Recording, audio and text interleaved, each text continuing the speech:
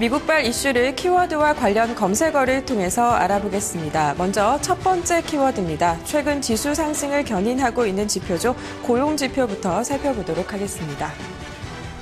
지난주 미국의 신규 실업수당 청구 건수가 2개월 내 최저치를 기록했다는 소식입니다. 예상 외에 큰 폭의 감소세를 기록했는데요. 그럼 감소폭부터 살펴보도록 하겠습니다. 자세한 내용을 살펴보면요.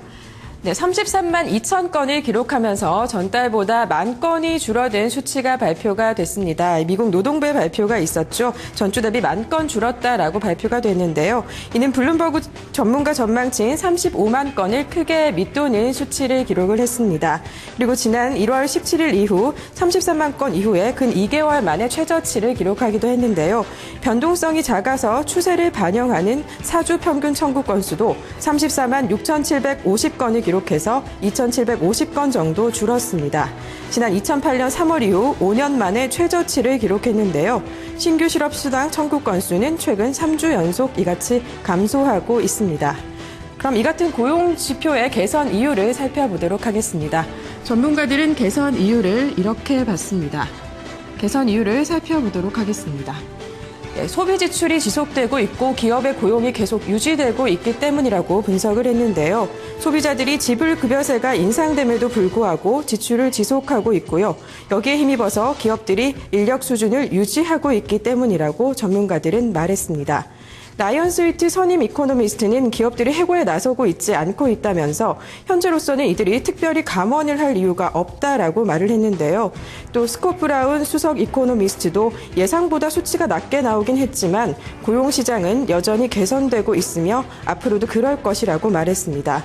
하지만 일각에서는 미 연방정부의 예산 자동 삭감이죠. 이 시캐스터가 본격화된다면 최근 이어지고 있는 고용지표 개선 행진이 멈칫할 수 있다라는 우려도 나오고 있습니다. 이어서 두 번째 키워드 살펴보겠습니다. 역시 경제지표 관련 소식인데요. 미국의 경상적자가 큰 폭으로 감소했다는 소식 전해드리겠습니다. 지난해 4분기 경상수지 적자 폭이 감소가 됐습니다. 큰 폭으로 감소를 했는데요. 자세히 살펴보도록 하겠습니다. 감소폭부터 살펴보면요. 1,104억 달러를 기록해서 지난 분기보다 1.8% 감소하는 흐름을 기록했습니다. 미국 상무부의 발표가 있었는데요. 이는 전문가들이 1,125억 달러 적자를 예상한 데 비해서 매우 선방한 것입니다. 상무부는 다만 지난해 3분기 적자 규모는 종전에 1,075억 달러에서 1,124억 달러로 상향 조정하기도 했는데요. 미국의 경상수지 적자 규모는 지난해 2분기부터 3분기 연속 감소하고 있습니다. 그럼 지표가 이같이 개선된 이유를 살펴보도록 하겠습니다. 서비스 부분의 수출이 크게 개선됐기 때문에 지표가 개선이 됐는데요. 이와 더불어서 해외 소득이 증가한 점도 적자 폭을 줄이는 데 도움이 됐습니다. 또 세계 경제 회복세가 안정되면서 미국산 제품 수요를 떠받쳐줬기 때문이라고 전문가들은 말했는데요.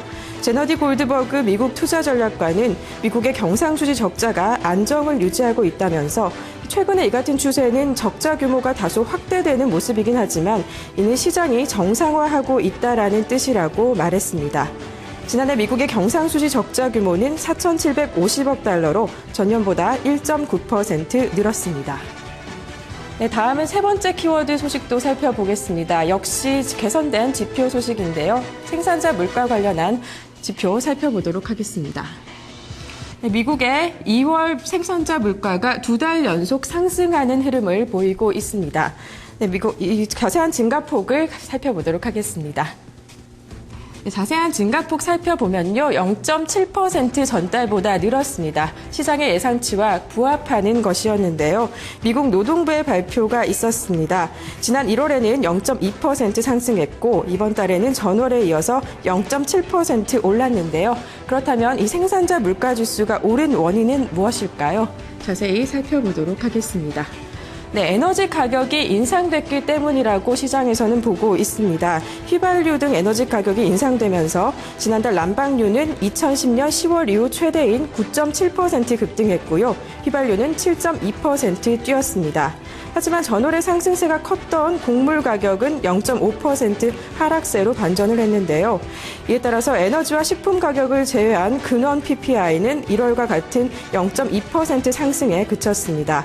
시장 전망치였던 0.1%를 웃도는 수치긴 한데요. 이 전문가들은 미국의 생산자 물가 상승세가 앞으로 지속되지는 않을 것이라고 예상을 했습니다.